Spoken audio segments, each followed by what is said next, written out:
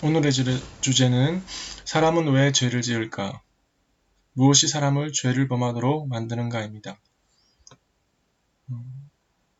사람이 왜 죄를 지을까? 굉장히 인문학적이고 종교적인 질문입니다. 그리고 무엇이 사람을 죄를 범하도록 만드는가? 사람이 죄를 짓는 것에서 자기의 의지, 자기의 선택도 있지만 죄를 따를 수밖에 없는 그런 느낌이나 상황을 혹시 가져본 적이 있습니까? 나는 죄를 짓고 싶지 않은데 죄를 지을 수밖에 없게 되는 상황. 근데 이거는 이제 어떤 사회에서 말하는 죄도 되지만 어떤 윤리적인 죄, 도덕적인 죄, 또 그런 죄도 될 것입니다. 일반적으로 죄라 함은 양심에 찔리는 것이라고 저는 생각합니다. 그래서 양심은 우리 마음의 거울인데 양심에서 빨간불이 반짝반짝인다면 우리는 그 행위가 잘못된 행위라는 것을 간접적으로 알게 됩니다. 그리고 양심에서 녹색불이 들어오고 내 마음에 평안이 있다면 그것은 죄가 아닐 가능성이 높습니다. 그러나 양심에 민감한 사람도 있고 양심에 민감하지 않은 사람도 있는데 우리가 도덕적 수준을 높이기 위해서는 양심이 더 민감해져야 된다고, 우리가 더 양심을 따라서 살아야 한다고 생각합니다. 이럴 때 우리 사회의 윤리적 수준이 높아지고 우리 개인의 도덕적 삶이 더 나아진다고 생각합니다. 사람은 왜 죄를 지을까요? 자, 이 부분에 대해서 오늘 같이 나누도록 하겠습니다.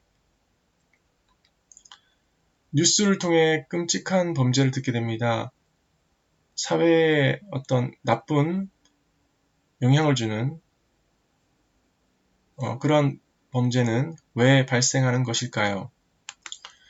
몇 가지 이제 이유가 있다고 생각하는데 첫 번째는 결핍입니다. 마음의 결핍이겠죠.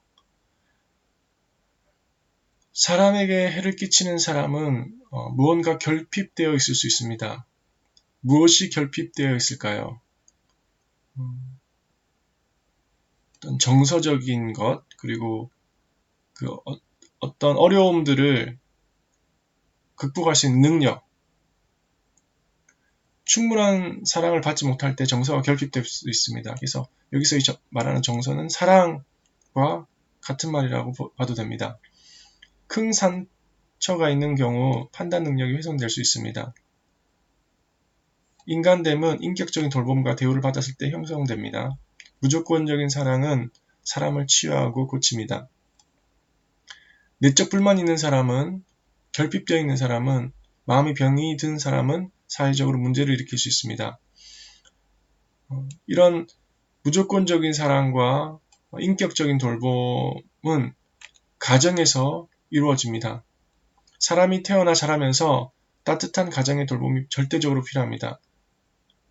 만약에 가정이 원래 가지는 가정의 역할을 하지 못한다면 대안적 공동체가 필요합니다. 가정에서 충분한 사랑과 돌봄을 받지 못했을 경우 대안적 공동체가 필요한데, 이것은 대안적 공동체의 어떤 멤버로는 교사가 될 수도 있고, 교사그룹, 교실이 될 수도 있고, 또는 대안학교가 될 수도 있고, 어떤 사회적 단체가 될 수도 있고, 치유센터가 될 수도 있고, 그렇습니다.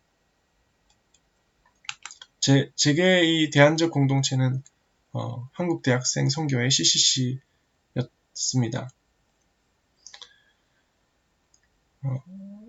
두 번째, 잘못된 기준에 따라 살아가는 것입니다. 두 번째는 잘못된 기준에 따라 살아가는 것인데, 사회 고위직이 뇌물이나 불법, 음란 행위 등으로 인해 사회적으로 비난받는 이유는 무엇일까요? 사람이 보든 안 보든, 사람이 있든지 없든지 옳은 가치를 겸손하게 묵묵히 실천하고 그 가치를 따라가는 사람은 결국 칭찬을 받게 됩니다. 그러나 자신의 욕심에 따라 사는 사람은 자신뿐만 아니라 다른 사람에게 피해를 줍니다. 작은 잘못은 눈에 띄지 않아 간과될 수 있지만 그것에 무뎌지면 더 큰 것에 욕심을 두고 결국 그 부끄러운 일이 만천하에 드러나게 됩니다. 작은 일 하나하나 소홀해서는 안 됩니다. 자신의 양심에 맞게 윤리적으로 사는 사람은 나중에 큰 행복을 얻게 됩니다. 세 번째로 제가 생각하는 것은 귀신 또는 악한 영입니다. 귀신들은 빌미가 있을 때 그 빌미를 발판으로 사람들에게 영향을 끼치기도 합니다. 따라서 우리는 이러한 빌미를 제거하고 진리로 채워야 합니다. 무엇이 귀신들의 빌미가 될까요? 죄, 마음의 상처, 결핍, 배신감, 용서하지 못하는 마음, 복수심, 미움, 우상숭배, 저주 등이 빌미가 됩니다. 태어나 자라면서 상처가 있다면 내적 치유를 통해 마음이 회복되고 새롭게 되어야 합니다. 우리는 성장하면서 자라면서 사회 속에 있으면서 또 가족들과 지내면서 상처를 받게 됩니다. 그런데 이 상처를 그대로 두지 말고 이 상처가 아물 수 있도록 우리는 그 아물고 회복되는 시간을 가질 수 있도록 우리가 그 시간들을 마련해야 됩니다.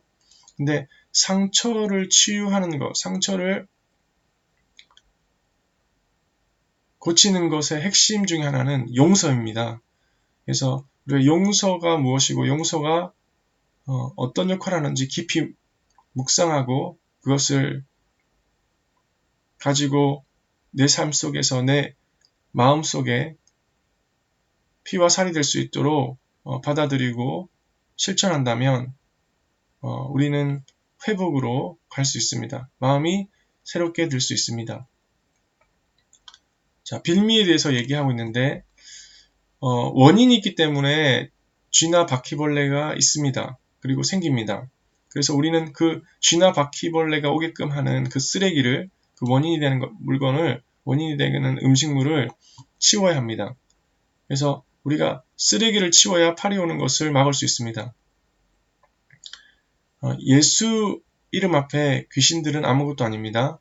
그래서 우리는 귀신을 두려워할 필요 없습니다. 그리스도 안에 있으면 승리는 법적으로 보장되어 있습니다.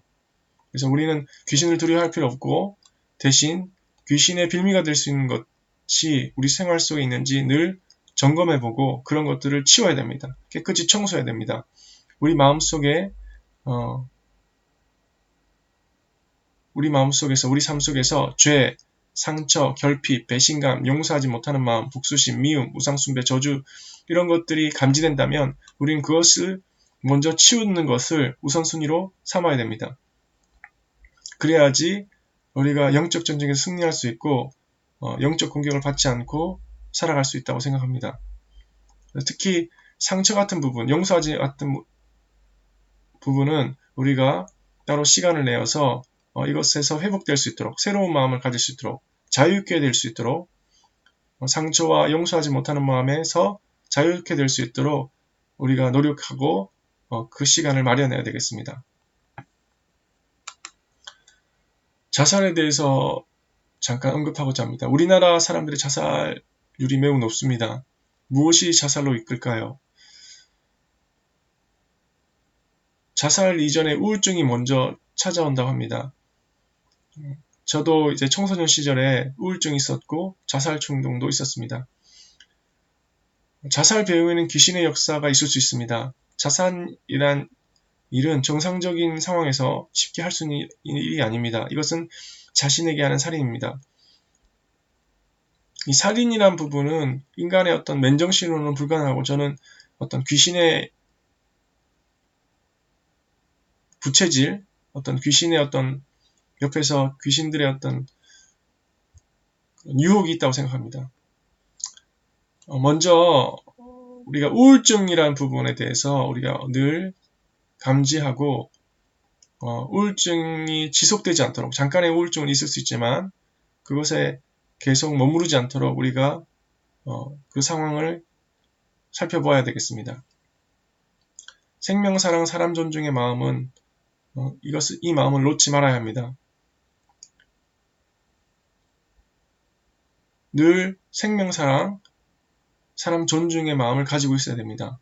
우리가 다른 사람을 대할 때, 누군가를 만날 때, 누군가와 대화할 때, 생명, 사랑과 사람 존중은 우리 가치관과 우리 인생관의 바탕으로 삼아야 될 것입니다. 건강한 자아상을 가지고 있어야 하며 용서에 능해야 합니다. 그러니까 용서를 잘해야 됩니다. 왜냐하면 그리스도인은 하나님께 용서받은 사람들입니다. 그렇기 때문에 용서하지 못할 이유가 없습니다. 우린 용서에 능해야 됩니다. 우리도 용서받았기 때문에 당연히 용서해야 되는 것입니다. 그래서 용서를 많이 하고, 진정한 용서를 통해서, 그래서 우리가 크고 작은 용서를 해야 된다고 생각합니다. 어떤 사람이 미움이 생길 때 우리는 용서라는 도구를 사용할 수 있습니다. 자기 자신을 용서하고 타인을 용서하고 심지어 하나님을 용서할 경우도 있습니다. 용서는 모든 것을 하나님께 맡기는 것입니다.